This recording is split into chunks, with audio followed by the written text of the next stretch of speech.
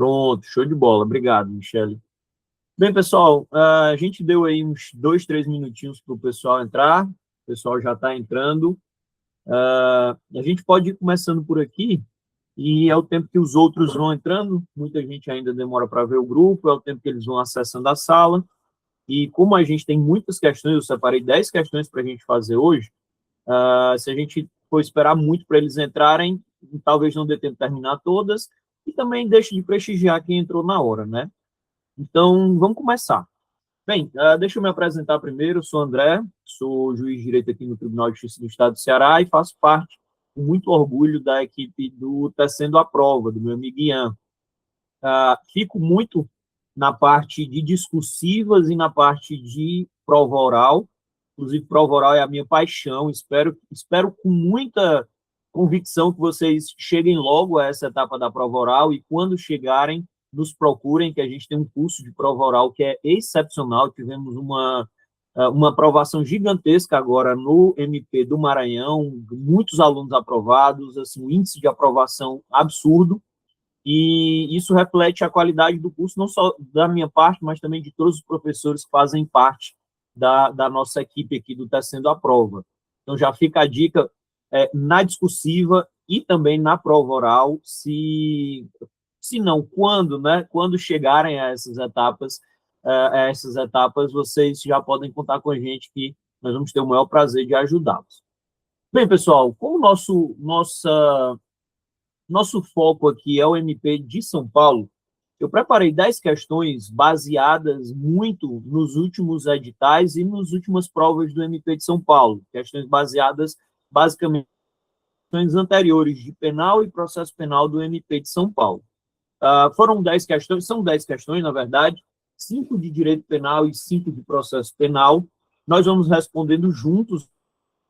Vocês vão receber um material novamente com as questões e os comentários das questões, comentários resumidos, porque a intenção aqui, pessoal, não é formar propriamente um material de estudo, mas sim uma revisão.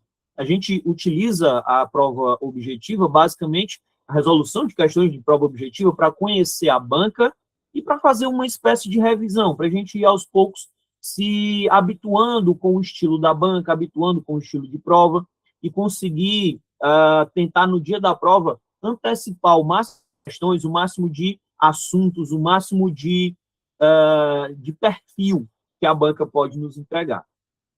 Quando eu estudava para concurso, isso eu sempre faço questões, todas as vezes que eu estou dando aula para a prova objetiva, eu costumava ter uma rotina, pessoal, de confecção, de respostas de prova objetiva de modo bem consistente. Basicamente, ao final do dia, depois do meu horário de estudos, eu tirava ali 2 horinhas para estudar cada matéria. Eu estudava mais ou menos 2 matérias por dia, 2 horinhas cada matéria, e ao final do dia eu fazia ali, durante 1 hora, uma espécie de revisão geral de resolução de questões, mas não necessariamente resolução de questões das matérias que eu tinha acabado de estudar, mas sim resolução de questão de outras matérias que eu já havia estudado. Por quê? Porque você aproveita essa resolução de questão para fazer uma revisão do que você já estudou, e também, e esse é o ponto crucial, pessoal, o que eu fazia, que me ajudou muito, era ter um bloco de notas, um post-itzinho, em que, cada vez que eu fazia uma questão e eu errava, ou eu acertava na sorte, não tinha muita confiança do que estava fazendo, eu anotava nesse post-it, nesse bloco de notas, a matéria e o assunto, para dar uma revisada melhor, para dar uma aprofundada no futuro. E aí, essa aprofundada eu sempre fazia no sábado ou no domingo, a depender ali da nossa disposição, da nossa disponibilidade de tempo. Então, eu tinha um post-itzinho que eu ia anotando todas as matérias que eu precisava revisar. Essas matérias que eu precisava revisar, elas eram anotadas justamente a partir dessas questões que eu fazia diariamente. Repetindo, questões que eu fazia não do dia do meu estudo, mas de dias anteriores, questões que eu já realmente. Isso serve para deixar sua revisão sempre em dias e fazer com que você não se perca. Porque, assim, não se enganem, pessoal. Tem muita questão que a gente faz aqui no treino e acerta, mas não necessariamente porque Às vezes é uma sorte, de fato. Outras vezes você conseguiu, por eliminação, chegar à resposta correta. Conseguiu acertar. Então, o interessante é que a resolução de questões, na verdade, você tem que ter um senso crítico, uma autocrítica, para chegar e saber distinguir o que você tem domínio para responder do que você respondeu sem aquele domínio pleno. O que você respondeu sem o domínio pleno e errou, ou até mesmo acertou, mas sabe que não domina, você anota e revisa depois. Revisa no sábado, revisa no domingo. Tranquilo? Então, hoje a gente vai fazer aqui essas 10 questões, 5 de penal, 5 de processo penal. Vamos responder juntos. Qualquer dúvida também, podem levantar a mão aqui no próprio Meet, ou ligar o microfone e falar, a gente vai discutindo. A gente está aqui para aprender todos juntos, certo? Então, vamos começar com a primeira questão. A primeira questão, pessoal, que está aí na tela, é uma questão de um tema muito novo e um tema que tem muito a cara de MP. Muito a cara de MP São Paulo, eu diria. Porque é aquele tema que foi notícia nacional. O STF, entre aspas, o que o noticiário nos diz? O STF criou um tipo penal. O STF criou um crime a partir de uma interpretação judicial. Onde foi parar o princípio da legalidade estrita? Então, hoje, nós vamos entender quais são, a partir dessa questão, nós vamos entender quais foram os fundamentos que o STF utilizou para eles poderem chegar a essa conclusão do julgado que, já adiantando, incluiu os crimes de transfobia e homotransfobia como representação dos crimes de racismo, como enquadrados na lei dos crimes de racismo.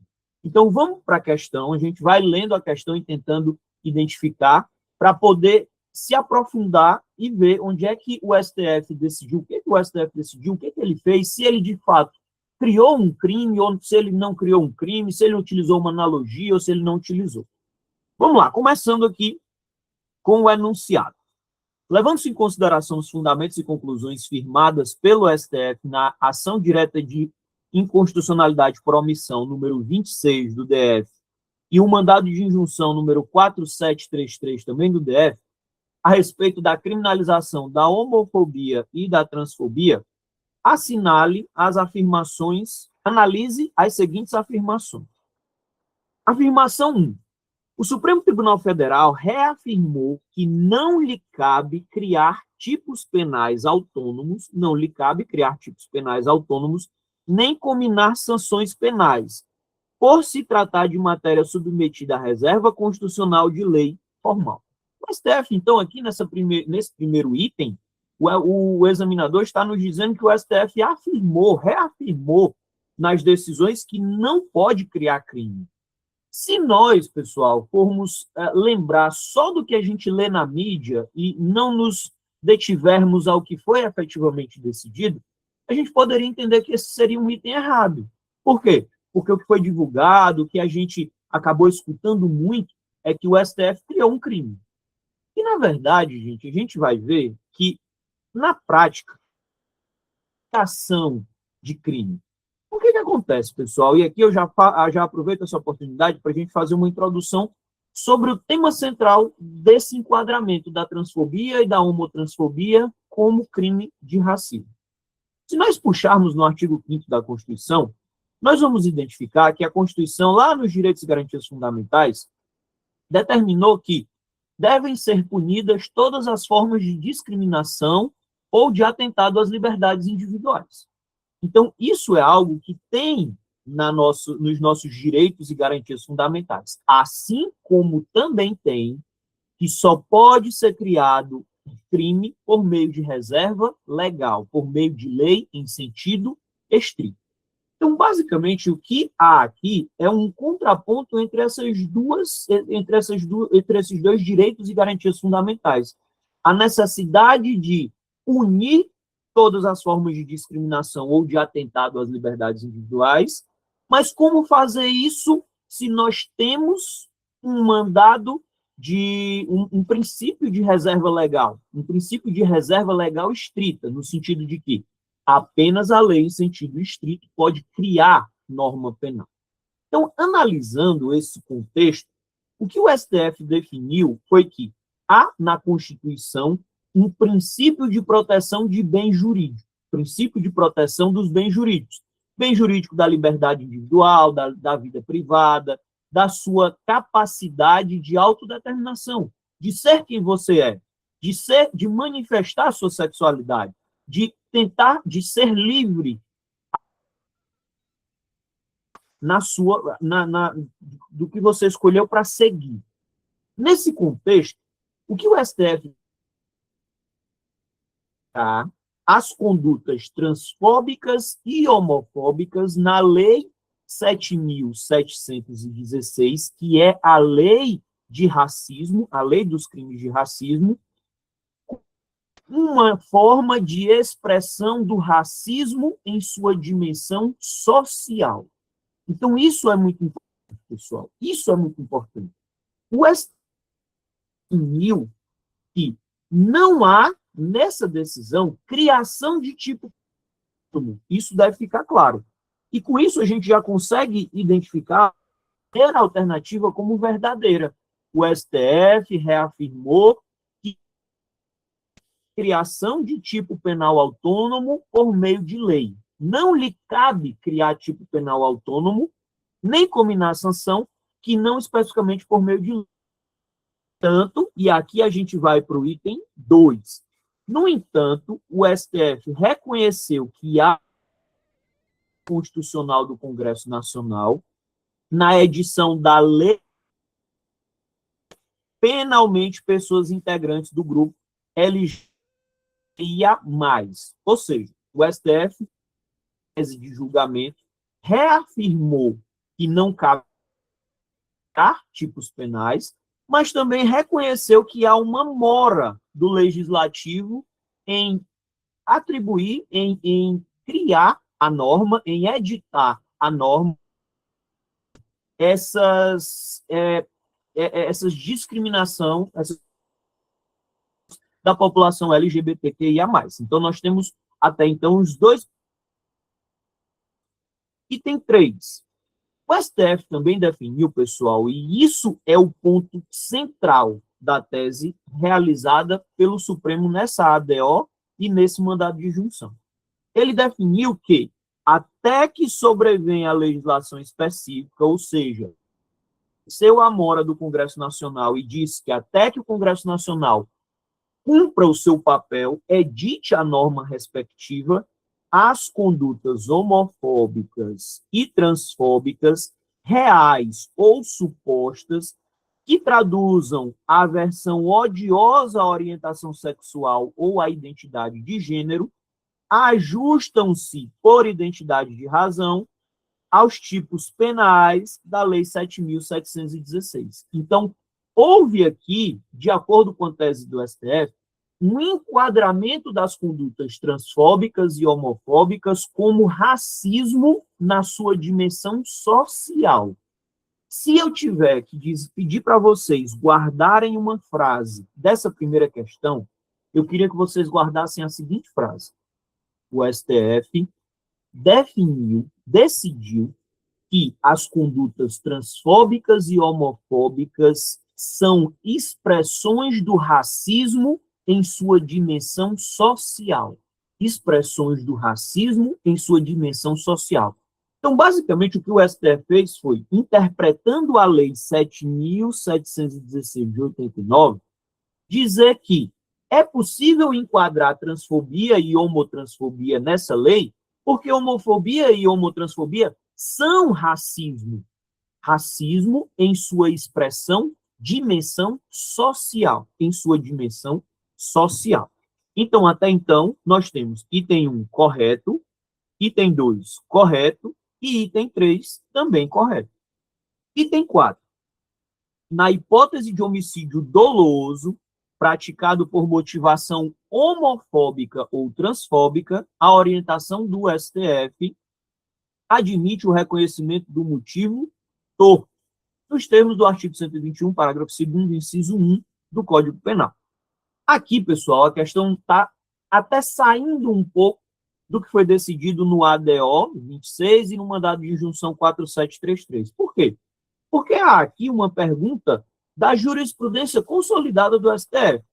O STF tem um entendimento, pessoal, consolidado no sentido de que o homicídio, quando praticado por motivação homofóbica ou transfóbica, ele pode ser enquadrado como qualificado por motivo torpe. Aqui há um item que, embora saia um pouco do julgado da ADI e do mandado de injunção, ele tem como norte o mesmo fundamento, que é a proteção a criminalização, na verdade, a tentativa do STF de desestimular a homofobia e a homotransfobia, inclusive enquadrando o homicídio dessas condições como motivo torpe. Com isso, nós também temos o nosso item 4 como verdadeiro. O último item da questão, o item 5, é o seguinte: a decisão do STF, no mandado de injunção e na ação direta por omissão, admitiu de forma ampla o emprego da analogia em mala partem em matéria penal, permitindo a extensão de tipos incriminadores a quaisquer formas de discriminação não previstas em lei. Houve essa decisão, o STF ele teria admitido analogia em mala partem para criar crimes? Isso efetivamente, pessoal, não aconteceu. Isso efetivamente não aconteceu. Se você observar, inclusive, esse quinto item, ele está contrário ao que foi decidido pelo STF quando disse que há, excepcionalmente, uma mora legislativa do Congresso Nacional. Então, a decisão do STF de enquadrar a homofobia e a homotransfobia como expressões de um racismo em sua dimensão social é diretamente relacionada à omissão do Congresso Nacional.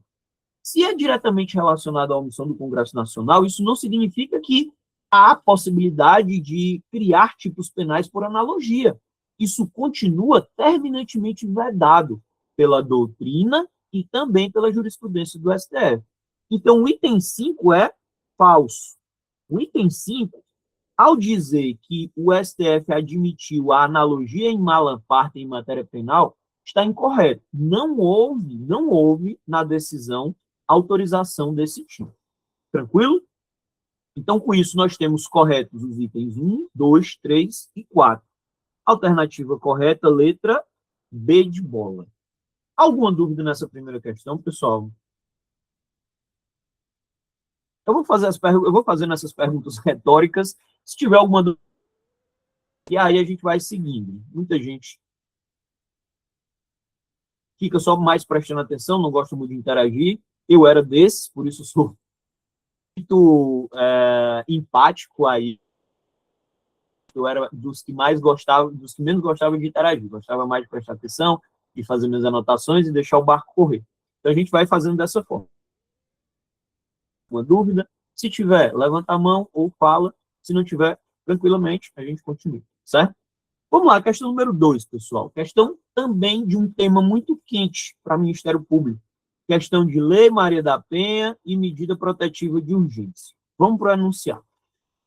Até, pessoal, antes do enunciado, o que a gente pode antever um pouquinho sobre Lei Maria da Penha e medida protetiva de urgência? Medida protetiva de urgência é um instrumento utilizado, previsto na Lei Maria da Penha, para prevenir a violência doméstica. Esse é um ponto central, pessoal. Isso é doutrinariamente muito falado. As medidas protetivas de urgência, elas têm como escopo primordial a prevenção da violência doméstica. Então, instrumentos legais utilizados para prevenir, para prevenção do crime. Não são reparatórios, ressarcitórios, eles não são sancionatórios. Elas não são sancionatórias. As medidas protetivas de urgência não são sancionatórias. Elas têm um caráter de prevenção. Segundo já decidiu o STJ, e isso eu posso adiantar porque não é objeto da nossa questão, as medidas protetivas de urgência, pessoal, têm natureza jurídica de tutela inibitória. O STJ. As medidas protetivas de urgência têm natureza jurídica de tutela inibitória. e que elas não têm determinado. Em razão desse entendimento, é possível que decida impor medida protetiva de urgência contra determinado acusado, determinado agressor, independentemente da fixação de prazo. Essa medida protetiva de urgência ela vai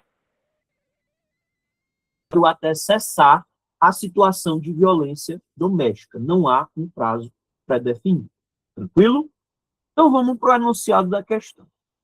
Em tema de violência doméstica e familiar contra a mulher, assinale a alternativa correta à luz da Lei 11.340, Lei Maria da Penha, e da jurisprudência recente do STJ.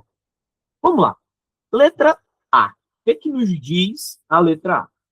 O crime de descumprimento de medida protetiva de urgência só se configura quando a ordem violada corresponder literalmente a uma das medidas protetivas expressamente enumeradas no artigo 22 da Lei Maria da Penha. As medidas protetivas de urgência, pessoal, elas vêm exemplificadamente, em um rol exemplificativo, enumerados no artigo 22 da Lei Maria da Penha. No entanto, pessoal, o juiz ele não está adstrito a esse rol do artigo 22. Por quê? Porque se vocês observarem, as relações interpessoais, sobretudo aquelas relações que envolvam violência doméstica e familiar contra a mulher, elas são múltiplas. Há uma multiplicidade de situações que se afiguram capazes de gerar violência doméstica. Em razão disso, o entendimento prevalecente é o de que aquele rol das medidas protetivas de urgência ele é meramente exemplificativo, de modo que pode o juiz determinar a aplicação de outras medidas, inclusive instrumentais, a fim de evitar a violência doméstica. Um exemplo, monitoração eletrônica, a impossibilidade de o acusado chegar perto da vítima por meio do monitoramento eletrônico, você fica monitorando o acusado, impedindo que ele entre em um raio próximo do que já foi determinado. Então, a letra A, ao dizer que o crime de medida protetiva de urgência, de descumprimento de medida protetiva de urgência, só se configura quando violar literalmente alguma das medidas previstas no artigo 22, está incorreto. Sobretudo porque, como mencionado, o rol do artigo 22, ele é meramente exemplificativo. Vamos para as outras questões aqui, para os outros itens. Item B. O descumprimento da medida protetiva de urgência consistente no afastamento do lar, domicílio ou local de convivência com a ofendida não configura o crime do artigo 24A da Lei Maria da Penha, quando o agressor retorna ao imóvel alegando necessidade de retirar pertences pessoais, pois nessa hipótese há mero conflito possessório ou familiar, sem relevância penal. Imaginem, pessoal, a situação em que o juiz decreta como medida, aplica como medida protetiva de urgência o afastamento do agressor do lar e a impossibilidade de aproximação do agressor para com a vítima em uma distância inferior a 200 metros. Ele aplicou essas duas medidas protetivas de urgência contra um agressor no intuito de prevenir a ocorrência de outras violências domésticas contra a mulher. Nessas circunstâncias, seria crível, seria possível que o agressor voltasse em casa, que ele já foi afastado, com a alegação de buscar pertences pessoais, sem isso confirmar.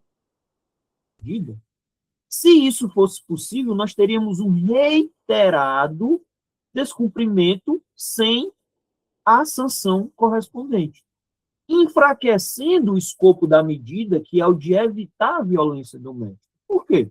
Porque numa dessas vezes que o agressor vai até a casa buscar os pertences pessoais, ele vai tirar satisfação, ele vai voltar a ameaçar, ele vai voltar a lesionar, quem sabe até praticar um feminicídio. Então, não há justificativa plausível na situação de retirar pertences pessoais a fim de afastar temporariamente o crime de medida protetiva de urgência. Então, mesmo até a residência alegando buscar pertences pessoais, ainda assim estaria cometendo o crime. Professor, então como é que ele pode fazer para buscar esses pertences pessoais? Ou ele pede para uma outra pessoa, um terceiro, levar até a nova residência dele, ou ele chama a própria ou alguma assistência social e as autoridades, ele vai até a residência e as autoridades retiram os pertences dele. Muitas vezes isso é feito, pessoal, pela própria mulher vítima de violência. Ela entrega espontaneamente aqueles pertences pessoais que são do acusado, ele os recebe e sai. O que tem que ficar claro aqui é que esse fundamento não ocorre.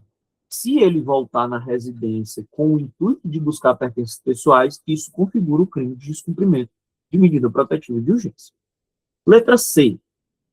A violação da determinação judicial de uso de monitoração eletrônica, quando imposta no contexto de violência doméstica e familiar contra a mulher, pode configurar o crime do artigo 24A. O crime do artigo 24A, pessoal, só para ficar claro, é o crime de descumprimento de medida protetiva de urgência.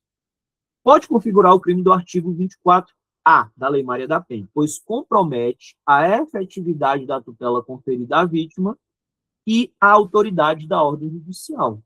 Corretíssimo, pessoal, corretíssimo. Essa monitoração eletrônica é um desses instrumentos que eu mencionei que fazem reforço da medida protetiva de urgência. Na prática, pessoal, é muito comum, durante a audiência de custódia de um crime de violação, de violência, que o juiz defira algumas medidas como afastamento do lar, proibição de contato com a ofendida, proibição de aproximação da ofendida em uma distância inferior a 100 metros, e para dar atividade a essa determinação, o que o juiz faz? Ele aplica o monitoramento eletrônico, ou seja, ele aplica a tornozeleira eletrônica lá na determinação. O seguinte, essa tornozeleira eletrônica, controle da aproximação do agressor em relação ao ofendido.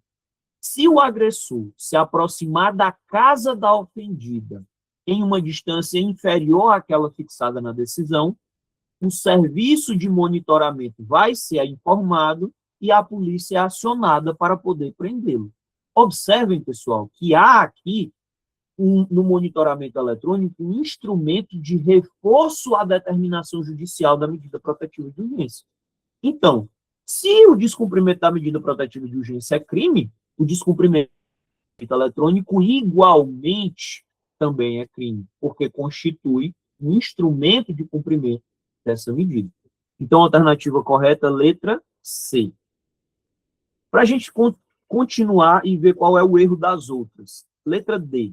O crime do artigo 24A da Lei Maria da Penha somente se configura quando a medida protetiva tiver sido deferida por juízo criminal, sendo atípico o descumprimento da ordem emanada por juízo civil.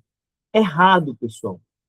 A própria Lei Maria da Penha, lá no artigo 22, ou melhor, lá no artigo 24A, parágrafo 1º, textualmente, 24A, parágrafo 1º, textualmente fala que o descumprimento de medida protetiva de urgência constitui crime, seja a medida imposta por um juízo criminal ou um juízo civil. Tranquilo nesse ponto? Então, item D, errado. Item E, o consentimento da vítima para a aproximação do agressor afasta, em qualquer hipótese, a tipicidade do crime de descumprimento de medida protetiva de urgência. Pessoal, esse item é muito interessante. Eu fiz questão de colocá-lo aqui, porque isso tem muito cara de prova objetiva. Sabem por quê? Até recentemente, havia uma grande discussão doutrinária e jurisprudencial a respeito do consentimento da vítima a afastar ou não o crime de descumprimento de medida protetiva de urgência. Como assim, professor? O que acontece? Vamos supor que o juiz conceda à vítima uma medida protetiva de urgência de afastamento do agressor do lar. Ocorre que, posteriormente, a vítima e o agressor se reconciliam e o agressor volta ao lar de convivência com a ofendida. Aqui, havia uma discussão se esse retorno consentido constituía um descumprimento da medida protetiva ou era fato atípico. Por quê? Porque, basicamente, o agressor estava voltando com o consentimento da ofendida. Quais eram os argumentos?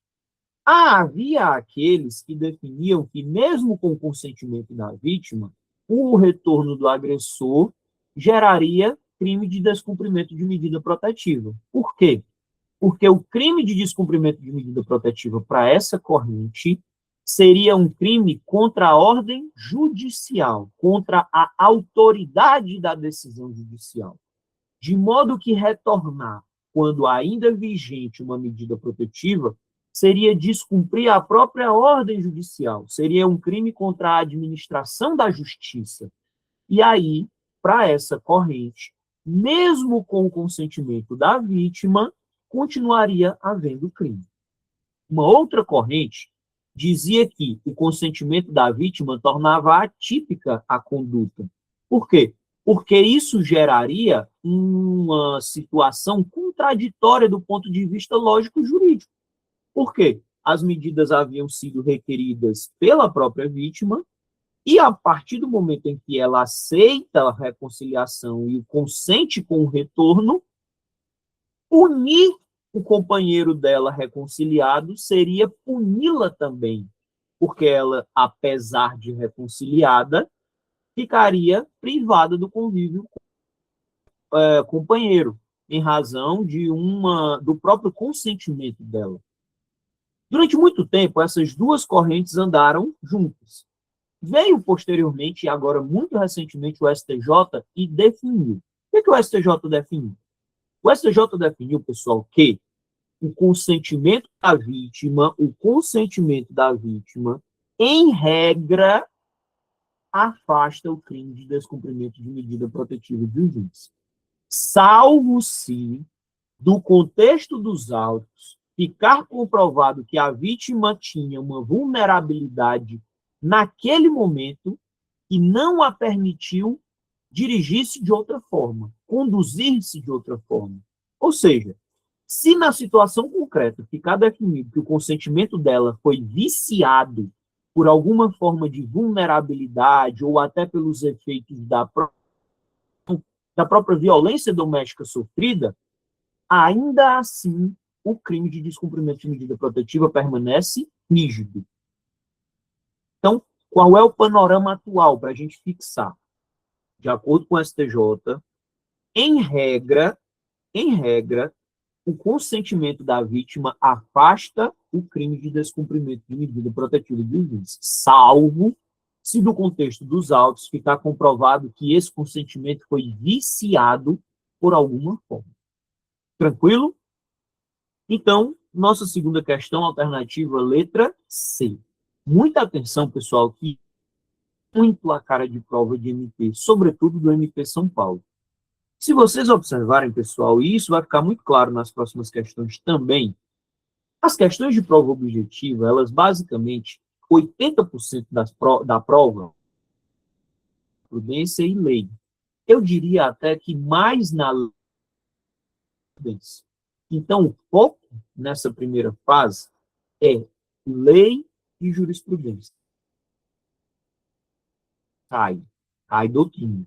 Só que não é com a mesma reiteração, a mesma frequência que as questões são cobradas a partir de lei e jurisprudência. Então, o foco, pessoal, em uma primeira fase é conseguir apreender as disposições legais e entender, compreender a jurisprudência do STF. Tranquilo? Número 3, crimes contra a liberdade pessoal. Por que eu botei essa questão de crimes contra a liberdade pessoal?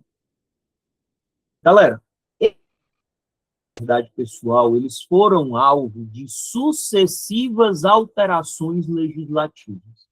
Se vocês observarem lá no Código Penal, vocês vão ver que os artigos, e aqui vocês já podem ver até do enunciado, ó, 146A, 147A, 147B, são artigos novos, artigos inseridos. Por quê? Porque há agora, em um contexto geral do nosso país, uma tentativa do legislador de avançar contra condutas que sejam liberdade. Atualmente, pessoal, o legislador ele passou de uma visão excessivamente calcada na violência pessoal e física para uma violência psicológica, para uma violência sistemática, para uma violência cibernética, para uma violência que ela atinge o psicológico da vítima, atinge a vítima no que ela entende de si. Então, esses crimes que foram criados recentemente pelo Código Penal são crimes que dizem respeito a essa nova roupagem das relações sociais. Uma roupagem que busca reprimir condutas que atinjam as pessoas no seu âmago, na sua liberdade, na sua forma de ser, na sua forma de interagir, na sua forma de agir. Vamos ver o que a gente trouxe aqui dessas questões sobre esses novos crimes contra a liberdade pessoal. O enunciado diz o seguinte: o rol dos crimes contra a liberdade pessoal foi significativamente ampliado nos últimos anos, considerando os crimes de intimidação sistemática, perseguição e violência psicológica contra a mulher. Analise as seguintes afirmações. Afirmação número 1. O crime de intimidação sistemática, previsto no artigo 146-A do Código Penal, tem pena de multa se a conduta não constituir crime mais grave. Se praticado por meio da internet, ou seja, da rede de computadores, rede social, aplicativos, jogos online ou outro meio ou ambiente digital, incide a forma qualificada, com pena de reclusão e multa. Pessoal, só por esse nome, não precisa a gente saber o que diz o artigo 146-A do Código Penal, mas por esse nome, crime de intimidação sistemática, é possível a gente extrair do que o enunciado está falando? E a intimidação sistemática? Nesse contexto de novas relações, interações sociais. Percebam, a gente está falando aqui, gente, de crimes que partiram, que não estão mais calcados essencialmente em uma liberdade física, de integridade física, e estamos agora tratando de crimes que tentam proteger a incolumidade psíquica das pessoas, a liberdade das pessoas. Quando a gente fala, pessoal, em intimidação sistemática, nós estamos falando no conhecido bullying. No conhecido bullying. Então, a intimidação sistemática, basicamente, é o que nós conhecemos como bullying.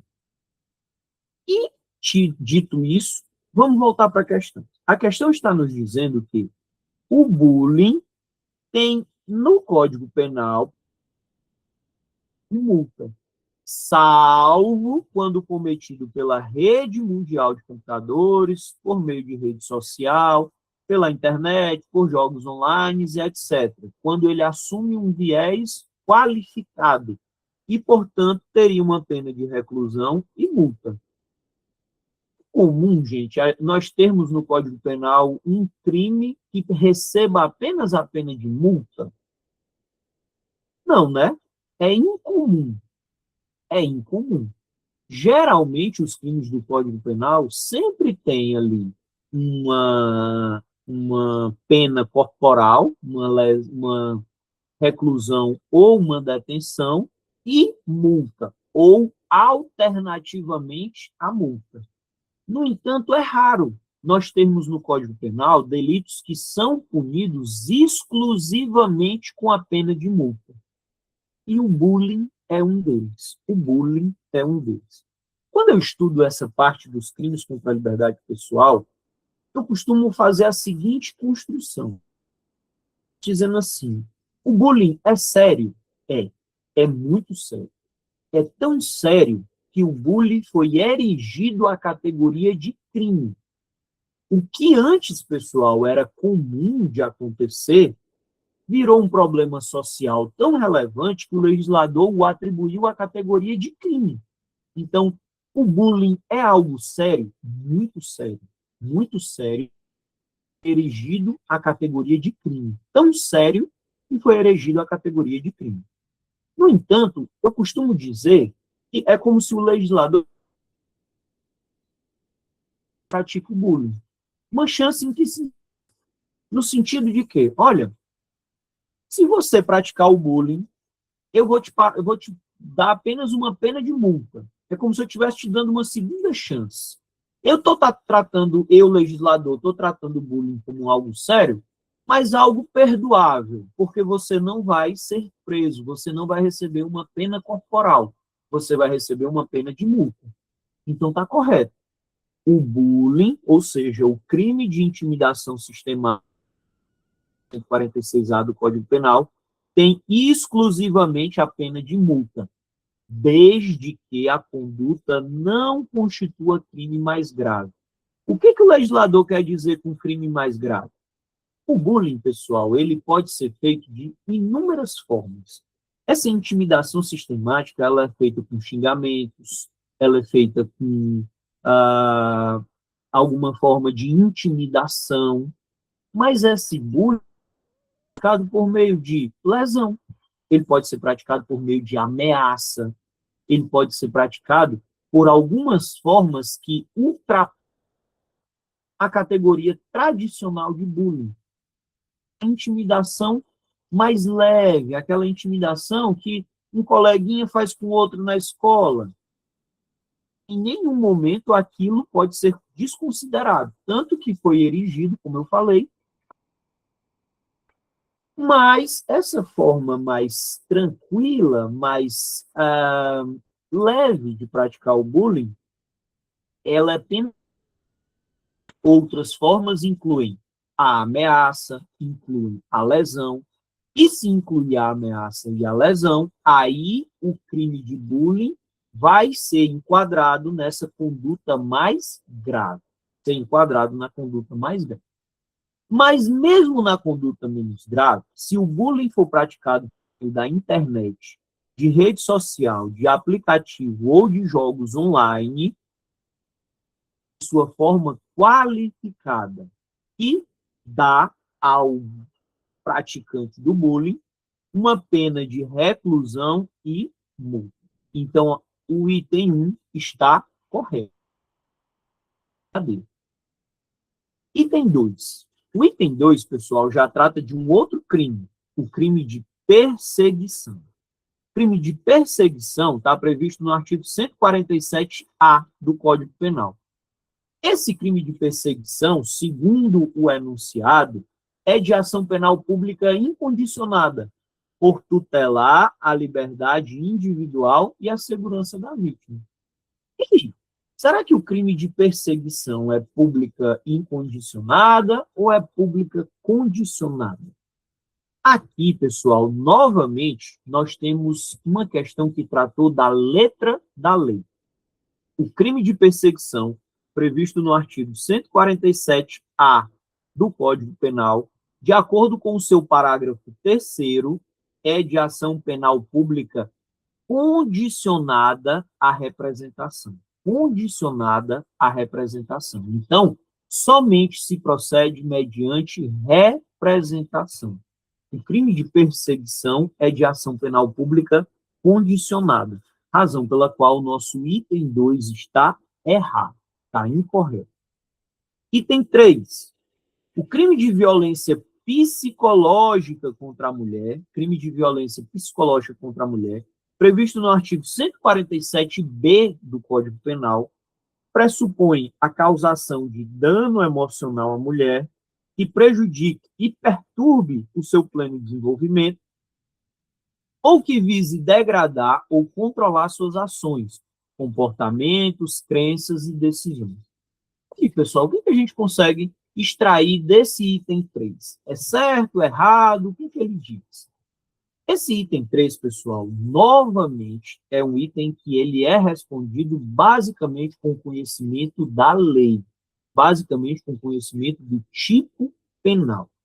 O tipo penal do artigo 147b do Código Penal, que é o crime de violência psicológica contra a mulher, diz exatamente o que tem aqui no item 3. Diz que constitui causar dano emocional à mulher que a prejudique e perturbe seu desenvolvimento ou que vise a degradar ou controlar suas ações, comportamentos, crenças e decisões, mediante ameaça, constrangimento, humilhação, manipulação, isolamento, chantagem, ridicularização, limitação do direito de ir e vir, ou qualquer outro meio que cause prejuízo à saúde psicológica e autodeterminação da mulher. Então, o item 3 também está correto. Percebam, pessoal, que nós tratamos aqui de 3 itens com 3 crimes novos, 3 crimes recentes e 3 crimes diferentes. Tratamos no item 1 do bullying, da intimidação sistemática, tratamos no item 2 do crime de perseguição e tratamos no item 3 do crime de violência psicológica contra a mulher. Professor, mas essa questão, por exemplo, é toda da letra da lei. Como é que eu faço? Gente, não tem muito o que a gente fazer, infelizmente. Infelizmente. É ler e reler o Código Penal, é fazer mais e mais questões. Por quê? Não tem jeito, galera. Principalmente questões de parte especial do Código Penal trazem letra da lei na prova objetiva. Trazem letra da lei na prova objetiva. É por isso que a prova objetiva é uma prova tão chata, é uma prova tão cheia de detalhes, porque o examinador ele se atém a um sim ou a um não para poder tornar a questão verdadeira ou falsa, e isso é muito injusto. Isso é muito injusto. Isso é injusto, sobretudo, com aquele candidato que, embora não saiba decorado especificamente o tipo penal, mas sabe a jurisprudência, sabe a doutrina, sabe aplicar aquele crime em um determinado, enquadrar aquele crime em uma determinada conduta, mas não tem jeito. Infelizmente, é uma prova que requer atenção, é uma prova que requer uma decoreba. Ó, a Michelle gosta. Eu também gostava, Michelle, eu falo assim da injustiça, mas é uma parte que eu gostava. Eu tinha, graças a Deus, ainda tenho, graças a Deus, uma certa facilidade de decorar. E isso, gente, eu até repito o que eu falei no início da aula, eu acho que muito disso vem do que eu falei para vocês, da rotina de responder questões objetivas. Rotina de responder questões objetivas. Prova objetiva, pessoal, não tem segredo. É você se acostumar com a estrutura de uma prova objetiva. É você responder questões, responder questões, responder questões. Errou, lê o que tem. Eu usava o que concurso, qual é o que vocês utilizam, mas tem outros bons também, o PEC, mas eu usava o que concurso. O que concurso, pessoal, eu lia os comentários das questões que eu acertava e que eu errava. Isso, para mim, é determinante, é primordial. Lê o comentário das questões que você acerta e que você erra. Se você erra, você já vai fazer isso, você já deve estar fazendo isso, claro. Mas leiam até mesmo os comentários das questões que vocês acertam. E por comentários, muitas vezes, é a mera reprodução da lei. Porque se vocês observarem, pessoal, às vezes é ruim você ler diretamente no código, mas quando você está lendo em um Q concurso da vida, em um PEC concurso da vida, que tem o comentário da questão, que é só o dispositivo lá, se torna mais agradável. Se torna mais agradável de ler. A Marcela comentou, já temos a resposta, então, 1 e 2, já que é a única opção, 1 e 3, né, Marcela? Você retificou depois. Aqui dá para ver. Se a 2 está errada, né? Vai ficar apenas A1 e A3. Questão correta, letra A, exatamente. Já dá para a gente excluir as demais, todas têm o número 2, o item 2, e a gente fica com a letra A. Mas vamos ver o item 4, só para a gente concluir essa questão aqui. Boa, pessoal, dessa estrutura de questão. A gente consegue, às vezes, respondendo algo sem saber de todos, eliminar algumas alternativas. Aqui, no caso, já foi muito bom que deu para eliminar todas as alternativas, praticamente. Todas não, né? Ficamos só com a alternativa correta. mas em algumas provas a gente vai conseguindo eliminar uma ou outra e aumenta a chance da gente acertar. Vamos ler o item 4 aqui para a gente concluir essa. Os crimes de intimidação sistemática, ou seja, o bullying, perseguição e violência psicológica contra a mulher são todos apenados exclusivamente com reclusão, razão pela qual não admite, em nenhuma hipótese, competência dos juizados especiais criminais.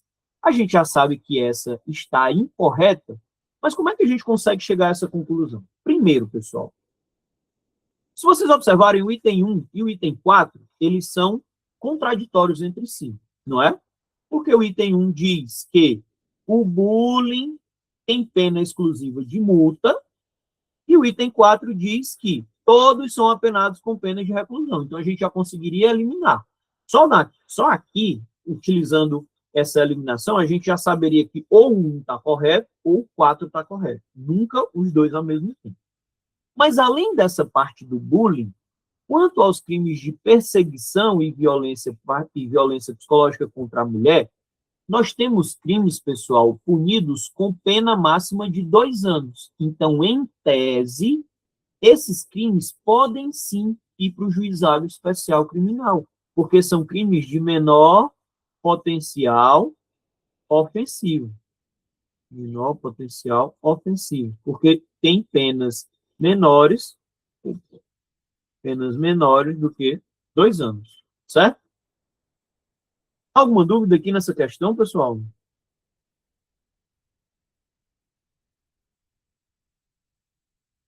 Nenhuma, né? Vamos para o item 4, então. Questão 4, na verdade. Dosimetria e reincidência específica na dosimetria. Pessoal, essa é uma questãozinha muito interessante, porque ela traz um conceito de reincidência específica e não é comumente tratado. A gente, às vezes, escuta muito sobre reincidência, a gente lê sobre reincidência, o Código Penal nos fala sobre reincidência, mas poucas passagens falam sobre reincidência específica. Se você puxar na sua memória, você vai chegar à conclusão de que nem mesmo o Código Penal faz a distinção do que é reincidência e reincidência específica. Justamente por não haver essa distinção, a doutrina se dividiu. A parte da doutrina diz que a reincidência específica é o cometimento de crimes da mesma natureza. Como assim? Crimes contra o patrimônio, por exemplo, um furto e um roubo e uma extorsão. Se vocês observarem, esse é um conceito alargado de reincidência específica, porque leva em consideração o fato de serem meramente crimes da mesma espécie. No entanto, uma outra parcela da doutrina diz que o conceito de reincidência específica é apenas se o crime anterior e o crime posterior forem os mesmos. Então, o reincidente específico é aquele que comete o mesmo crime que ele já havia sido condenado anteriormente. Por exemplo, ele foi condenado por um furto, a sentença transitou em julgado, a sentença condenatória transitou em julgado, e posteriormente ele comete um outro crime de furto. Nesse caso, ele é um reincidente específico. O conceito de reincidência específica, pessoal, não está formalizado no Código Penal. Ele é uma construção doutrinária, mas nós temos algumas passagens que tratam da reincidência específica. Como, por exemplo, o próprio Código Penal, quando trata do livramento condicional, ele proíbe o livramento condicional ao reincidente específico em crime hediondo. Então, observem que, nesse caso do livramento condicional, o Código Penal utilizou um conceito alargado de reincidência específica. Alargado em que sentido? Ele utilizou como reincidente específico aquele que cometeu um novo crime, também hediondo. Esse é o conceito que deve prevalecer? Não necessariamente. O código, ele deve trazer, a lei deve trazer qual é a amplitude da reincidência específica quando a reincidência específica tiver alguma relevância. Porque, observem, pessoal, para fins de dosimetria da pena, o artigo do Código Penal, se não me engano, é o 61, ele trata apenas de reincidente. Ele não cita reincidência específica. Quando o código quer se referir a reincidente específico, ele faz isso de maneira expressa.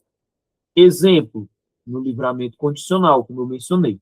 O Código Penal veda o livramento condicional para o reincidente específico em crime hediondo. Outro, quando o artigo da LEP, salvo engano, tem um artigo da LEP que diz o artigo da LEP, eu acho que é o 112, que ele impõe uma progressão mais dificultosa para aqueles que são reincidentes. Ele não traz a diferença entre reincidência e reincidência específica. Tranquilo? Então, nós temos aqui uma construção doutrinária do conceito de reincidência específica. Por que eu estou dizendo isso? Porque essa reincidência ela pode variar a sua amplitude a partir de que a lei deu a ela, de qual a conclusão que a lei deu a ela. Tranquilo? Dito isso, vamos para a nossa questão 4.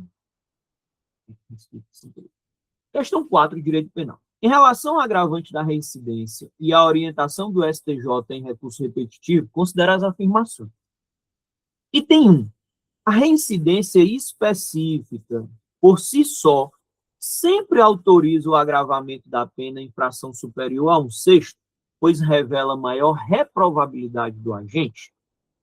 Aqui, pessoal, nós temos que tratar a reincidência como a reincidência na dosimetria da pena. O Código Penal, quando trata de dosimetria da pena, não distingue reincidência de reincidência específica. Então, o que nós temos aqui é uma construção jurisprudencial. Esse é o primeiro ponto. O Código Penal, quando trata de dosimetria da pena, não distingue reincidência de reincidência específica. O que nós temos é uma construção jurisprudencial. O que o STJ fala sobre a reincidência específica? O STJ, pessoal, entende que a reincidência específica, por si só, não autoriza o agravamento da pena em patamar superior ao tradicional, que é o de 1/6. Por quê?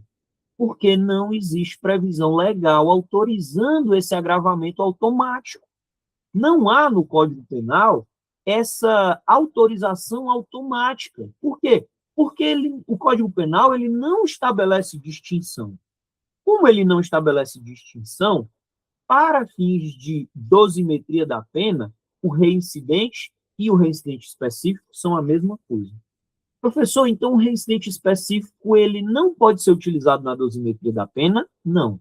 A reincidência específica, ela pode ser utilizada, desde que haja fundamentação específica do órgão julgador, do magistrado. Isso, inclusive, é o que diz o nosso item 2, se vocês observarem. O item 2 diz o seguinte: a reincidência específica, como único fundamento, somente justifica o agravamento da pena em fração superior a 1/6 em casos excepcionais, mediante fundamentação concreta e detalhada. Desses dois itens, o que nós podemos extrair, pessoal? Nós podemos extrair que o entendimento do STJ é o seguinte: a reincidência específica não vem tratada de maneira individual pelo Código Penal. No entanto, o reincidente específico pode receber um agravamento superior da pena na segunda fase da dosimetria, desde que haja uma fundamentação concreta e específica que viabilize esse agravamento. Como assim, professor? Você poderia dar um exemplo? Vamos lá. Vamos supor que um determinado agente foi condenado por furto. E aí, posteriormente, ele foi condenado, transitou em julgado, e posteriormente ele praticou outro furto. Na dosimetria da pena do segundo crime, o juiz considera ele reincidente específico. Reincidente específico. Só que na hora da dosimetria, ele diz só assim, o juiz, na segunda fase, aumento a pena em metade, um meio, porque o apenado, o condenado, ele é reincidente específico, ponto final. Isso pode ou não pode? Isso não pode. Por quê? Porque aqui o juiz utilizou a mera reincidência específica como fator único a autorizar o agravamento da pena em infração superior. Professor, e quando é que ele pode fazer?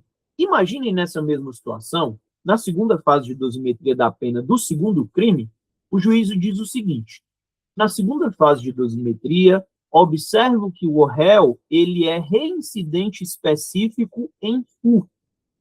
E o furto foi cometido contra a mesma vítima, utilizando o mesmo modus operandi, o que representa uma maior reprovabilidade da conduta, ocasionando que a reincidência específica deve ser apenada com uma fração superior àquela da reincidência comum, vez que o apenado utilizou-se de uma artimanha contra a mesma vítima, lesando o patrimônio da mesma vítima que já havia sido anteriormente lesado no crime anterior. Esse caso pode? Pode. Nesse caso, pode, porque o juiz utilizou uma fundamentação concreta e detalhada. Ele disse por que a reincidência específica vai ser utilizada em um patamar superior. Não foi automaticamente. O que o STJ e também o STF vedam, pessoal, em termos de dosimetria da pena, é esses aumentos automáticos. É essas circunstâncias que são jogadas de maneira automática, sem fundamentar. Por quê, pessoal? Eu vou dizer uma coisa para vocês que me ajudou muito a entender dosimetria da pena.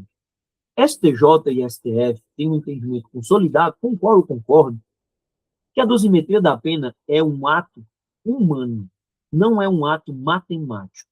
É um ato de um ser humano valorando uma conduta delituosa de outro ser humano. Então, para aumentar a pena em um patamar maior do que o da lei ou para diminuir em um outro patamar, eu tenho que explicar por que aquele caso, especificamente falando, merece uma reprimenda maior ou merece uma atenuante maior. Entendem? Porque, pessoal, isso é uma forma de autodefesa. Imaginem que o judiciário aceita, admite que a dosimetria seja uma mera matemática, um mero cálculo matemático, aritmético. Isso tiraria do judiciário a percepção da realidade. Isso tiraria a pessoalidade do ato de julgar. Vocês concordam? A partir do momento em que o STJ e o STF dizem que na dosimetria a fundamentação tem que ser concreta, tem que ser detalhada, ele está dizendo que deve ser um ser humano julgando o outro. E que o aumento da pena maior ou menor deve ser acompanhado de um fundamento específico para aquilo. Não é um ato automático. Não há um ato automático aqui. Tranquilo? Por isso, então, nós temos o item 1 falso, o item 2 verdadeiro, item 3. A multirreincidência pode ser considerada na dosimetria para justificar maior reprovação, desde que o julgador apresente motivação concreta. Corretíssimo, pessoal. O que é a multirreincidência? Multirreincidência é aquele apenado, aquele acusado, aquele réu que já possui mais de uma condenação anterior transitada em julgado. Imagina aí um exemplo que a gente deu. Nós temos o apenado, o réu que cometeu o crime 1, condenado, transitado em julgado. Cometeu o crime 2, posterior, condenado, transitado em julgado. Posteriormente, ele comete um terceiro crime. Na dosimetria desse terceiro crime, ele é considerado multirreincidente, porque ele tem duas ou mais reincidências. Essas duas ou mais reincidências podem também justificar uma maior reprovação, um agravamento maior da pena.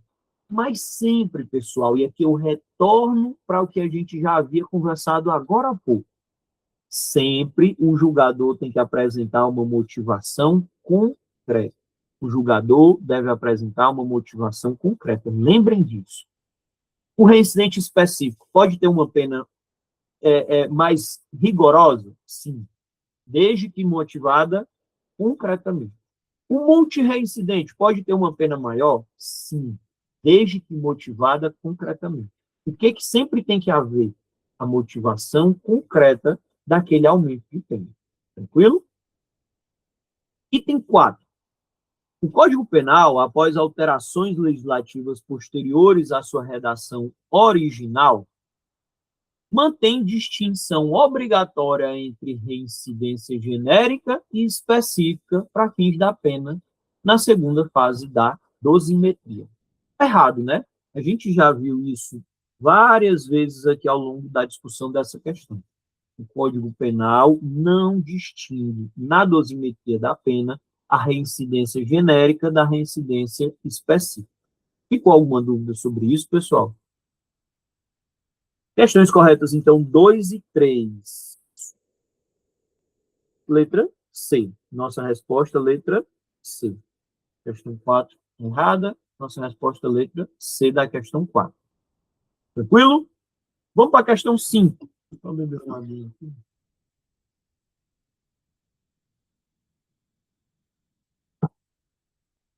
Última questão de direito penal, pessoal. Lavagem de dinheiro e infração penal antecedente. Galera, é o seguinte. Eu acompanhei um colega para a prova oral do MP de São Paulo, o MP 93, salvo engano, tá até com um tempinho. Esse colega, ele meio que adentrou mesmo nos entendimentos do MP de São Paulo, de tudo que é cobrado em prova, do perfil da banca e etc. E ele me disse uma coisa que ficou na minha memória e eu vou falar para vocês agora. Ele disse que o MP de São Paulo é apaixonado por lavagem de dinheiro, sobretudo na parte de recuperação de capitais. Lavagem de dinheiro e recuperação de capitais é um foco gigantesco do MP de São Paulo na prática, na prática. E, consequentemente, esse foco é trazido para a seleção dos promotores de justiça. Esse foco é trazido para as provas objetivas, discursivas e provas orais. Então, um tema que eu sugiro que vocês estudem muito, aprofundadamente, é lavagem de capitais, lavagem de dinheiro. Tranquilo? Vamos lá, vamos ver o que diz essa questãozinha aqui, que é até relativamente simples. O crime de lavagem de dinheiro possui autonomia em relação à infração penal antecedente, mas pressupõe a demonstração da origem ilícita dos bens, direitos ou valores. À luz da Lei 9.613, da jurisprudência dos tribunais superiores, analisa as seguintes afirmações.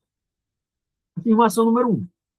Após as alterações promovidas pela Lei 12.683, o crime de lavagem de dinheiro somente se configura quando os bens, direitos ou valores forem provenientes de um dos crimes antecedentes expressamente previstos em rol taxativo na Lei 9.613. O que a questão está nos dizendo? Esse item 1 está nos dizendo. A questão está nos dizendo, pessoal, que para ser lavagem de dinheiro, o crime que originou a lavagem necessariamente deve estar previsto em um rol constante da lei. Necessariamente deve estar previsto em um rol constante da lei. Para a gente responder essa questão, pessoal, nós temos que entender que a lei de lavagem de capitais aqui no Brasil passou por três fases diferentes. Três fases diferentes ou três gerações diferentes. Por que ela passou por essas gerações? A primeira lei de lavagem de dinheiro promulgada no Brasil, pessoal, dizia que só existe crime de lavagem de dinheiro quando o crime antecedente, ou seja, o crime que originou o dinheiro, fosse tráfico de drogas. Essa é a primeira geração da lei de lavagem de capitais aqui no Brasil. Ela dizia que necessariamente o crime anterior deveria ser tráfico de drogas para possibilitar a ocorrência da lavagem de capitais. Posteriormente, isso foi alterado. Passou-se a admitir não apenas o tráfico de drogas, mas, na segunda geração, passou-se a admitir o que o item 1 está nos dizendo, que há lavagem de dinheiro sempre que os bens, valores ou direitos são oriundos de um crime previsto em um rol taxativo. Então, vamos lá. É como se a lei estivesse dizendo assim, para ser lavagem de dinheiro no Brasil, é necessário que esse dinheiro seja oriundo de um tráfico, de um roubo, de uma extorsão ou de um furto. É como se a lei estivesse dizendo isso. Ou seja, é como se a lei estivesse dizendo que, para ser lavagem de dinheiro, o crime antecedente, o crime que ocasionou, que gerou o dinheiro a ser lavado, teria que ser um daqueles. Se não fosse um destes, ele não geraria lavagem de dinheiro. Essa foi a segunda geração dos crimes de lavagem de capitais, da legislação da lavagem de capital. Atualmente, pessoal, nós estamos aqui no Brasil em uma terceira geração. O que essa terceira geração diz? Ela diz que qualquer infração penal, ou seja, crime ou contravenção, é suscetível de gerar lavagem de capitais a partir dos bens, direitos ou valores adquiridos. Então, hoje nós temos uma legislação ampliativa. Hoje nós temos uma legislação ampla, uma legislação que não mais limita a lavagem de capitais a um crime de tráfico de drogas, como era na primeira geração, ou a um rol taxativo, como era na segunda geração. Atualmente, pessoal, qualquer infração penal, crime ou contravenção, que gere bens, direitos ou valores, pode fundamentar o crime de lavagem, desde que haja o intuito de dissimular a origem ilícita desses bens, direitos ou valores. Concluir aqui o raciocínio. O que é lavagem de dinheiro? Lavagem de dinheiro é a conduta de dissimular, de esconder a origem ilícita de bens, direitos ou valores provenientes de uma infração anterior. Esconder a origem ilícita de bens, direitos ou valores de uma infração anterior. Imagine que uma facção criminosa de tráfico de drogas consegue lucros trilionários, bilionários, consegue milhões vendendo drogas. Os donos, os responsáveis por essa organização criminosa, eles não podem simplesmente aparecer ricos do dia para a noite, porque eles têm que justificar a origem desse dinheiro. Então, para justificar a origem desse dinheiro, esse dinheiro ele tem que ser lavado, ele tem que ser ocultada, essa origem ilícita. E isso é feito por meio da lavagem de dinheiro, da lavagem de capitais. Imagine que, nesse exemplo, o proprietário dessa facção, um dos líderes da facção, objetivando lavar o dinheiro, ele monta uma empresa de aluguel de veículos. Ele monta uma empresa de aluguel de veículos e lá nos balancetes da empresa, ele coloca que alugou todos os veículos durante 28 dias por mês, a um valor de R$ 1.000 por dia. E aí, aquele valor, ele dá como lucro, recolhe os tributos e o que sobra chega, entre aspas, limpo para ele. A origem daquele dinheiro foi lavada, foi omitida, foi dissimulada. Isso é lavagem de capitais, lavagem de dinheiro. É você dissimular, você esconder a origem ilícita de um direito, de um bem ou de um valor que veio de um crime anterior. Então, atualmente, na nossa legislação brasileira, qualquer contravenção ou crime, qualquer infração penal anterior que gere bem, direito ou valor, pode gerar lavagem de capitais, pode ocasionar a conduta típica de lavagem de capitais. Com isso, nós conseguimos responder ao item 1 como falso. Por quê? Porque o item 1 está dizendo que nós estamos ainda na segunda geração, o que está errado. Nós estamos atualmente na terceira geração da lavagem de capitais aqui no Brasil. Qualquer crime ou contravenção anterior é suscetível de gerar lavagem de capitais. Inciso 2. O reconhecimento da extinção da punibilidade pela prescrição da infração antecedente não implica por si só a atipicidade do delito de lavagem de dinheiro. Pessoal, vamos lá. Considerando essa introdução que nós fizemos sobre o que é a lavagem de dinheiro, o item 2 está nos dizendo o seguinte, está nos dizendo que, nesse exemplo que eu dei, que o traficante lava o dinheiro com a empresa de locação de veículos, O item 2 está nos dizendo que, se o tráfico de drogas tiver a extinção da punibilidade extinta pela prescrição, não haveria lavagem. Ou melhor, o item 2 está dizendo que ainda assim haveria lavagem. Está certo ou está errado? Ou seja, há uma independência entre a lavagem e o crime antecedente? Há uma autonomia entre a lavagem e o crime antecedente? E a resposta é sim. Se tratam de crimes autônomos. Em que sentido? No sentido de que, mesmo que o crime antecedente tenha a sua punibilidade extinta, ainda assim a lavagem continua punível. Há aqui, pessoal, uma autonomia, uma independência entre o crime de lavagem de capitais e o crime antecedente.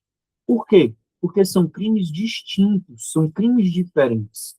A lavagem continua existindo, ainda que haja a prescrição do crime anterior. Ocorre aqui, na lei de lavagem de capitais, um conceito do direito penal que a gente traz aqui por analogia, que é o da acessoriedade limitada. Para que haja crime de lavagem de capitais, basta que o delito antecedente seja ilícito, típico e ilícito. Típico e ilícito. Não precisa nem ser culpável, basta que ele seja típico e ilícito. Então, se o delito antecedente for típico e foi ilícito, há a lavagem de capitais. É possível a lavagem de capitais. E se o delito antecedente for extinto, a punibilidade pela prescrição? A lavagem de capitais continua valendo. Professor, e se o agente do crime antecedente tiver sido absolvido por atipicidade da conduta? Aí não há que se falar em lavagem de capitais. Professor, e se o agente do crime antecedente tiver sido absolvido por alguma excludente de antijuridicidade, um estado de necessidade, por exemplo, um estado de necessidade? Aí não há lavagem de capitais. Observem, pessoal, só há lavagem de capitais, só há lavagem de dinheiro se o crime anterior for típico e ilícito. Professor, e se no crime anterior o agente praticou um ato típico, um fato típico, ele é ilícito, mas ele está acobertado por alguma excludente de culpabilidade? Isso atinge a lavagem de capitais? Não. A excludente de culpabilidade não influencia a lavagem de capitais. A excludente de culpabilidade não influencia a lavagem de capitais. Então, mesmo que o crime anterior esteja absolvido, mesmo que o agente seja absolvido do crime anterior por uma excludente de culpabilidade, o delito de lavagem de capitais permanece autônomo. Não esqueçam disso, pessoal, isso é muito importante. A lavagem de capitais só exige um crime anterior típico e ilícito. Típico e ilícito. Se houver prescrição, se houver extinção da punibilidade, não tem nada que influencie. O crime de lavagem de capitais é autônomo e vai permanecer ilícito. Alguém comentou? Marconi, muito boa essa associação com a teoria da acessoriedade limitada. Exatamente, Marconi. Eu li numa doutrina, eu também achei genial. É uma forma boa de você fazer uma relação entre a acessoriedade limitada lá do concurso de pessoas, do coautor e do partícipe, com a analogia da lavagem de capitais. Eu também achei genial, por isso que eu trouxe para vocês. Muito boa. Se você cita isso numa prova subjetiva oral, sua nota vai estourar, vai lá para cima. O examinador já vai lhe ver com outros olhos. Digo isso por experiência própria, por já ter passado como examinador. Isso gera um engajamento, assim, um rapport entre o examinador e o candidato muito grande. Não só isso, né? Quaisquer, pessoal, em prova discursiva e prova oral, que vocês citem que saiam um pouco daquela na hora do examinador dar a nota de vocês. Ele vai ver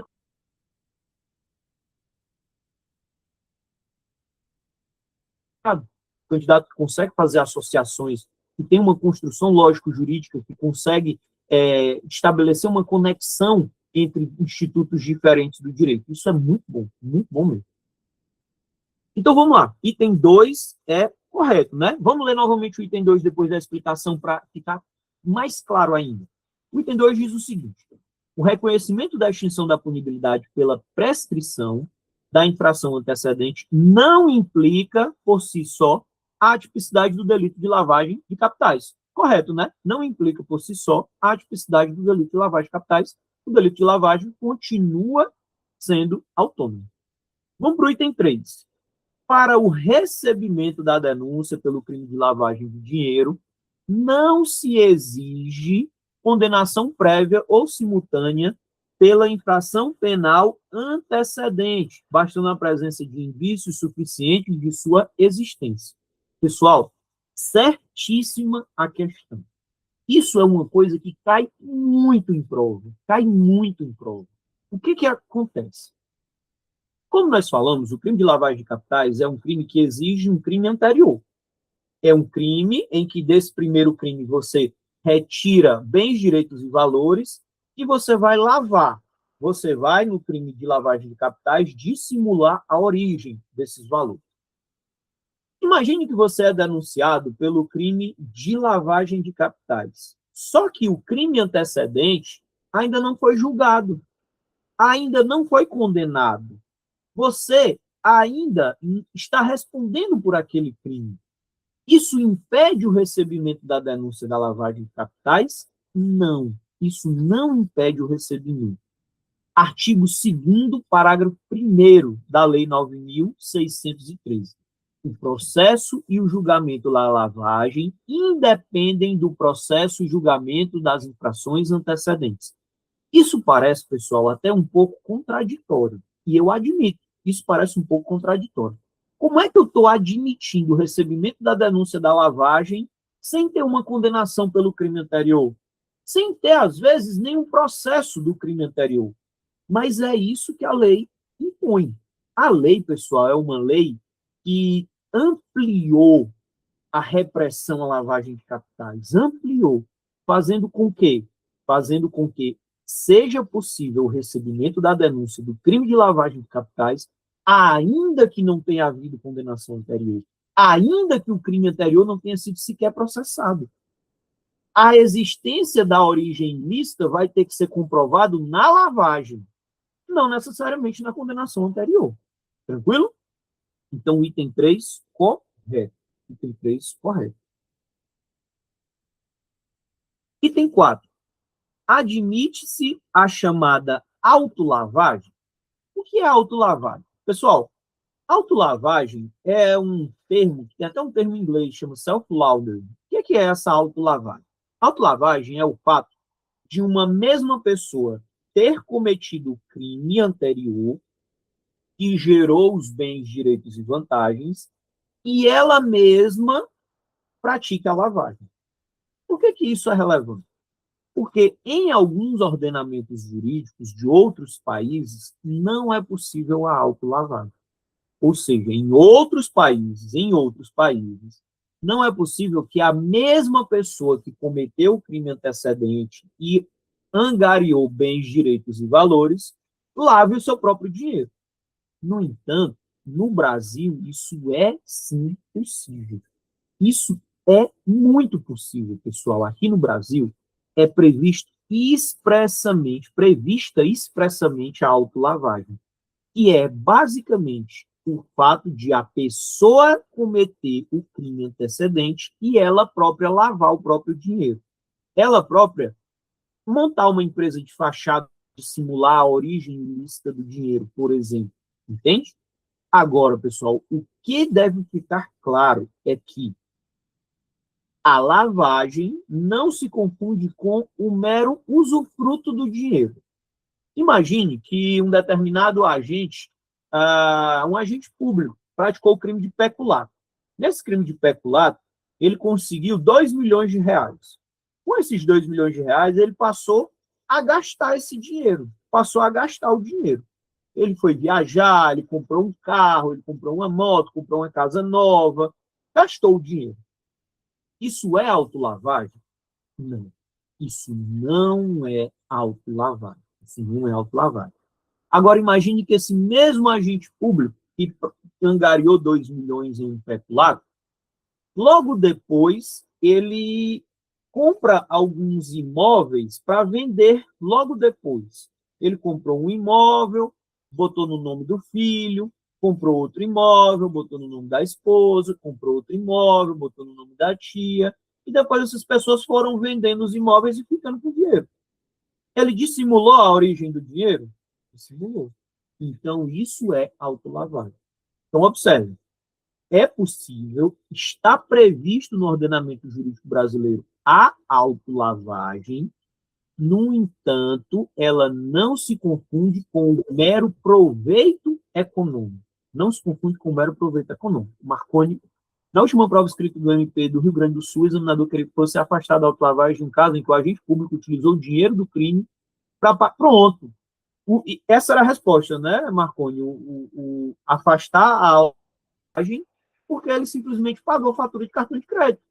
Exatamente, perfeito, Marconi. Muito obrigado pela sua participação. Vejam, pessoal, esse exemplo que o Marconi deu, um exemplo que caiu no MP do Rio Grande do Sul.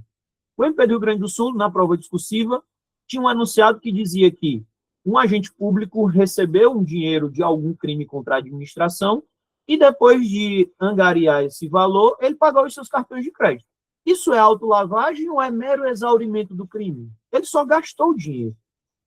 Quando ele paga o cartão de crédito, pessoal, ele não esconde a origem do valor, ele não dissimula a origem ilícita do valor, ele não tenta esconder como ele conseguiu aquele valor, ele simplesmente pagou os cartões de crédito. Então, isso é mero exaurimento do crime. Muito boa sua participação, Marconi, obrigado. Percebam, pessoal, que isso é muito explorado. A autolavagem é possível? É, mas ela deve ser muito cuidadosamente analisada para que não seja confundida com mero exaurimento do crime, o gasto do valor que ele angariou. Tranquilo?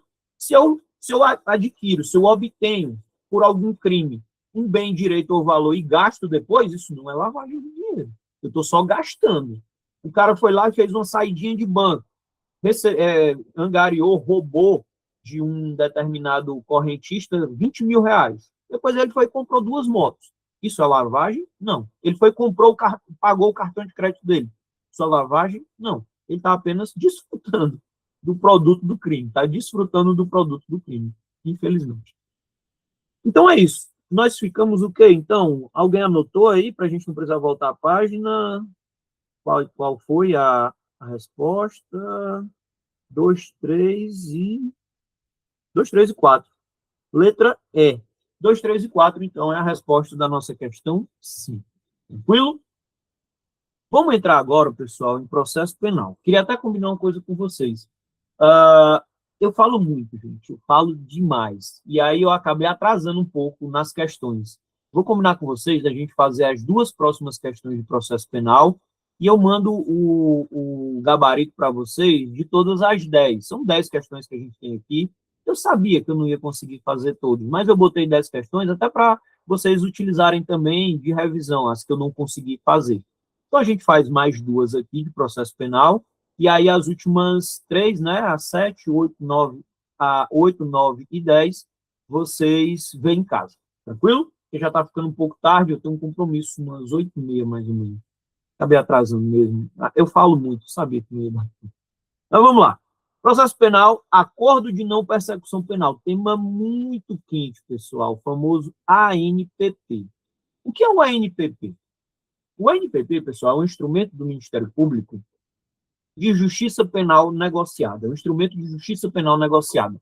Quem assiste filme americano vê muito que lá nos Estados Unidos há uma liberdade muito grande do procurador, do membro do Ministério Público de lá, de oferecer acordo, do réu se declarar culpado e receber uma pena menor, deles fazerem esses ajustes, esses acordos. No Brasil, antes do ANPP, isso era muito restrito, muito, muito, muito restrito. Com a ANPP, houve um alargamento. Essa justiça penal negociada passou a ser aplicada de maneira mais efetiva, mais ampla aqui no Brasil, dando poderes ao Ministério Público de acordo com o caso concreto, oferecer acordos para o acusado, desde que ele reconheça, desde que ele confesse o crime, a fim de evitar o processo penal. Então, basicamente, o Ministério Público se reúne com o acusado e o seu defensor técnico oferece o acordo, desde que o acusado reconheça, confesse o crime, e aí, após o cumprimento do acordo, a punibilidade do agente é extinta. Esse acordo pode variar, seja o pagamento de prestação alternativa, seja o pagamento de cesta básica, seja a reparação do dano, vai depender muito do caso concreto. Mas a situação basicamente é que o Ministério Público chega para o acusado, oferece um acordo para ele evitar o processo penal. Basicamente, ele tenta evitar o processo penal. O acusado confessa o crime, aceita, os autos vão para o juiz homologa, e aí o NPP vai para a execução. Na execução é só para ser aferido se o acusado cumpriu ou não o acordo. Se o acusado cumpriu o acordo, é extinta a punibilidade. Se ele não cumpriu o acordo, o NPP é revogado e o processo penal continua, volta a andar, na verdade. Vamos ver aqui o que a questãozinha trouxe para a gente sobre a ANPP. Sobre o ANPP, à luz do artigo 28 do Código de Processo Penal e da jurisprudência do STJ, analisa as seguintes afirmações. Vamos lá. Afirmação número 1. A ausência de confissão formal e circunstanciada durante o inquérito policial não constitui, por si só, fundamento válido para a recusa de formulação de proposta de ANPP. O que a questão está nos dizendo, pessoal? A questão está dizendo que, mesmo que o acusado não tenha confessado perante a autoridade policial, ainda assim ele pode ser beneficiado do ANPP. Isso é verdadeiro ou é falso?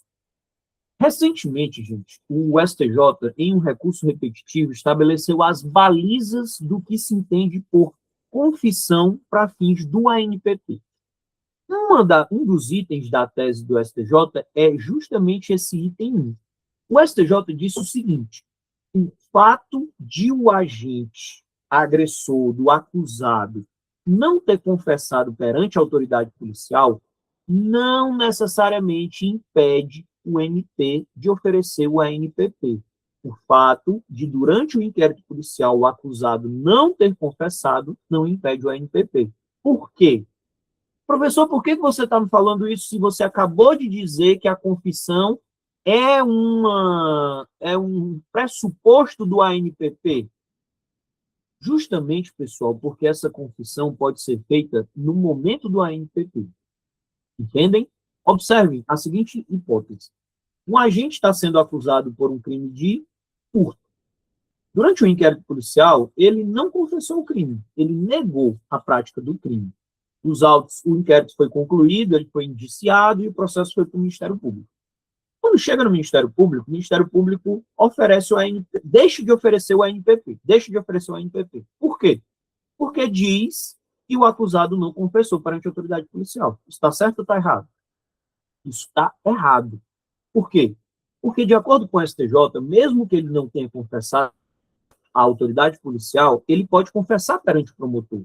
Então, mesmo que ele não tenha feito isso no inquérito policial, o promotor ofereceu a ANPP, marcar a reunião para oferecimento do ANPP, porque lá no ANPP, perante o promotor, ele pode confessar. E essa confissão vale para quem vê a ANPP.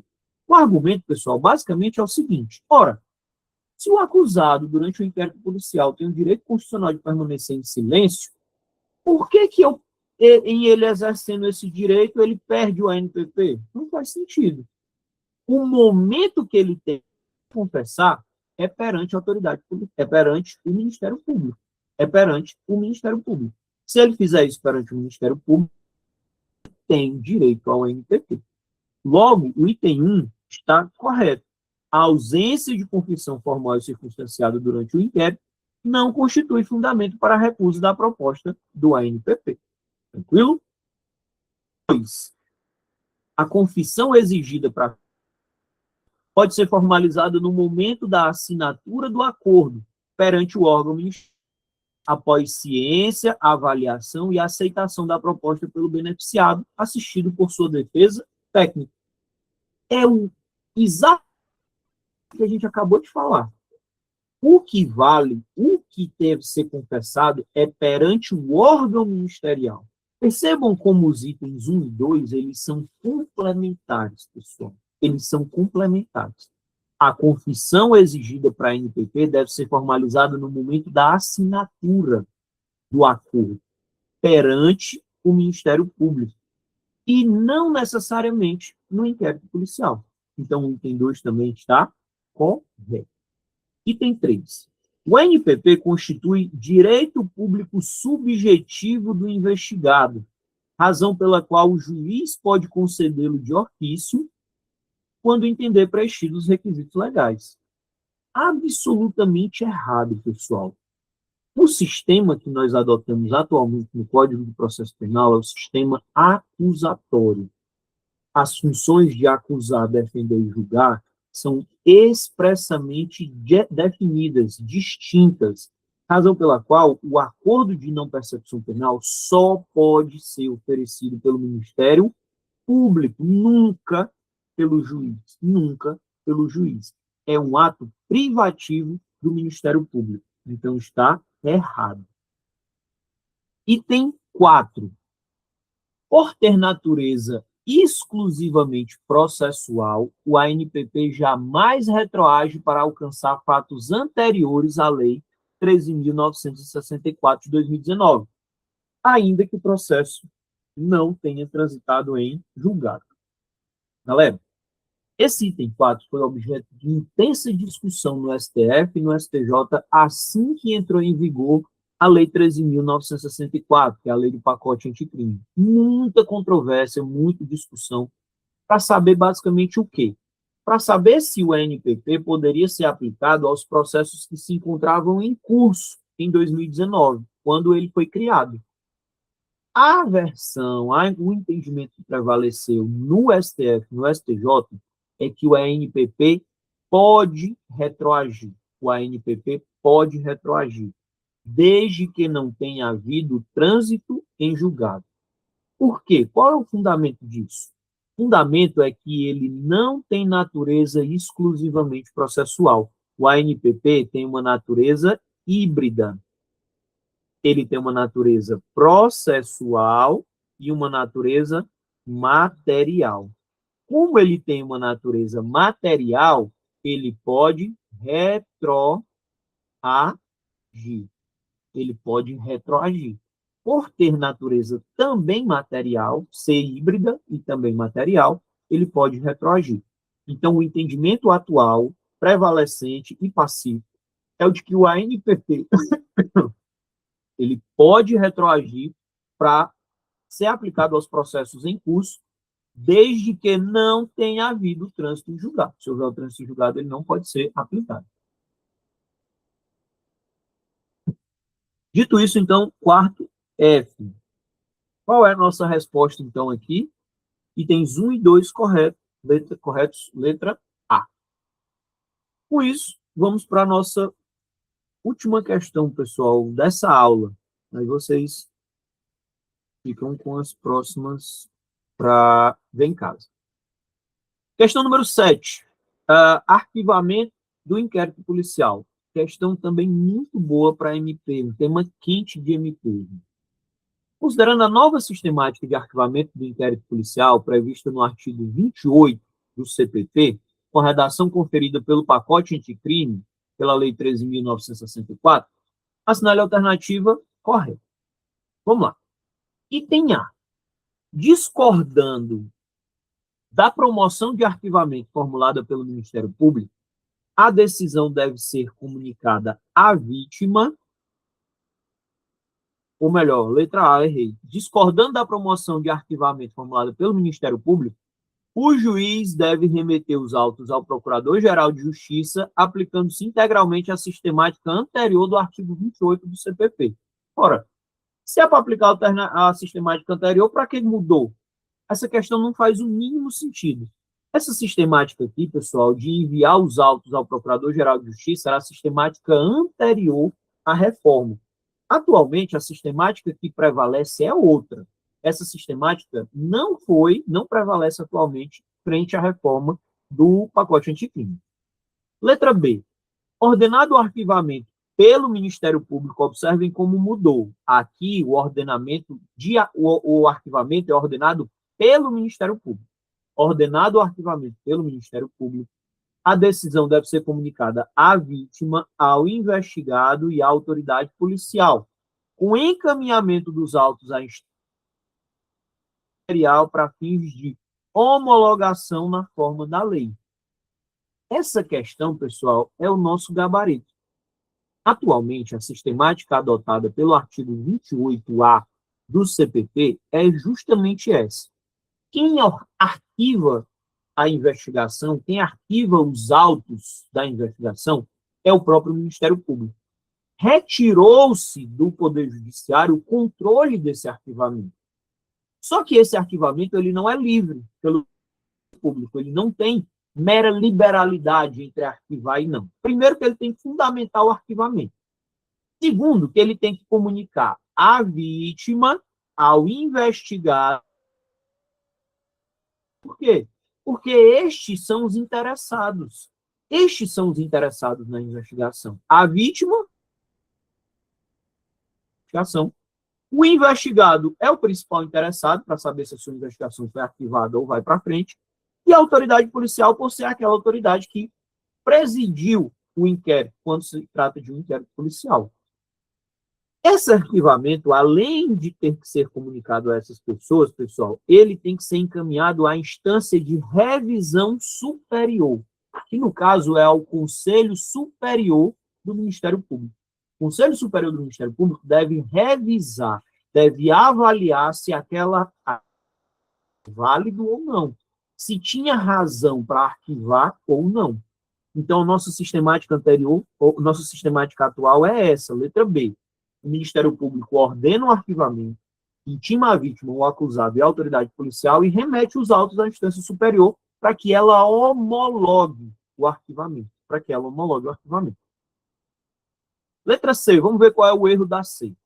A vítima ou seu representante legal, discordando do arquivamento, deve interpor recurso em sentido estrito ao tribunal competente, no prazo de 5 dias. Parcialmente errada, pessoal. Por que está errado? A vítima ou representante legal, se discordar do arquivamento, pode recorrer? Pode.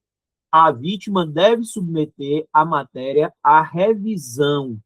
Só que essa revisão não é por meio de recurso institucional. Não é. Essa revisão é feita perante o órgão superior do Ministério Público. Aquele que tem competência para homologar. Ele que vai receber o recurso da vítima. E esse recurso não é em 5 dias, é em 30 dias. Então, a vítima pode recorrer da decisão de arquivamento? Pode. Desde que ela dirija o recurso para o Conselho Superior do Ministério Público e que esse recurso tenha um prazo de 30 dias. Tranquilo? Letra C, então, errada. Letra D. A promoção de arquivamento dispensa fundamentação quando fundada em juízo de conveniência ou oportunidade? Errado. Pessoal, entendam, em processo não há decisão sem fundamentação. A decisão de arquivamento do inquérito policial não dispensa fundamentação. Ela deve ser fundamentada até porque, como ela é submetida à revisão, o órgão revisor deve saber quais foram os fundamentos utilizados pelo membro do Ministério Público para decidir pelo arquivamento. E letra E, a nova redação do artigo 28 do CPP transferiu ao juiz a titularidade do controle final de mérito sobre o arquivamento? Nunca. O juiz, ele, pelo contrário, ele saiu. Ele não tem mais ingerência sobre esse arquivamento. Ele não tem mais controle sobre o arquivamento. O arquivamento agora é feito exclusivamente pelo Ministério Público, intimando a vítima, o acusado e a autoridade policial e remetendo os autos ao órgão superior. Questões D e E também erradas. Nossa resposta, letra D. Alguma dúvida, pessoal, sobre essa ou alguma outra questão que a gente viu? Bem, não havendo dúvidas, então, como a gente tinha combinado, vão ficar para vocês mais 3 questões, gente. A questão número 8, de provas digitais, questão 9, de tribunal do júri, e a questão 10, de juiz de garantias. Questões tranquilas, no mesmo molde do que a gente já fez até agora. Vai o gabarito para vocês, mas se tiver alguma dúvida, eu estou à disposição no WhatsApp, se quiser tirar, se quiser conversar. Se quiser falar sobre o concurso também, pessoal, tirar alguma dúvida, pedir alguma dica, alguma dúvida sobre como está fazendo, sobre como eu fiz. Eu gosto muito, pessoal, de ajudar, eu gosto muito de conversar sobre o concurso. Eu digo uma coisa para vocês, quando Quando eu parei de fazer concurso, eu senti uma falta danada. Senti uma falta danada de viajar para as provas, da parte boa, né? Não de passar o dia aqui estudando, mas senti uma falta danada de viajar para as provas, de conversar com outros amigos sobre o concurso, de dar aquele frio na barriga, de ter passado para a próxima fase, de não ter passado, de tirar uma dúvida ou outra com um colega. E então eu gosto muito de conversar sobre isso. Se tiverem alguma dúvida, se quiserem conversar sobre algo, também estou à disposição no WhatsApp. Assim como também toda a equipe aqui do Tecendo também está à disposição. A gente está assim, aberto a qualquer necessidade que vocês tenham. Espero muito que a aula tenha sido proveitosa. Resolvi algumas questões que eu acho que são muito quentes para a prova do MP.